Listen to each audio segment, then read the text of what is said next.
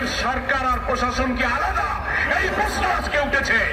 তা না হলে দিন 11টা 12টার সময় সারা ভিডিওতে দেখা যাচ্ছে অস্ত্র শস্ত্র উঁচিয়ে বোমাবাজি করে আগুন দিয়ে মঞ্চ ভেঙে ডিসি এসপি অফিস ভেঙে চুড়ে যেভাবে নাক্কারজনক নারকীয় ঘটনা ঘটানো হয়েছে, তাহলে পূর্বের অনুমতি সরকারের গোয়েন্দা সংস্থা, জেলা প্রশাসন, পুলিশ প্রশাসনকে আগে জানাবার পর তারা কি ব্যবস্থা নিয়েছেন, এই প্রশ্ন জাতির সামনে উঠেছে।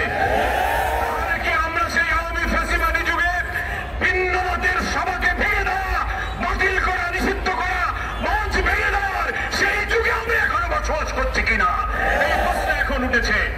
জামাত ইসলামের 19 তারিখের এই মহাসমাবেশ সামনে রেখে লক্ষ লক্ষ মানুষ ঢাকার দিকে যখন রওনা দিচ্ছে, তখন গতকালকের আক্রমণ গোটা জাতিকে আতঙ্কিত করে তুলেছে।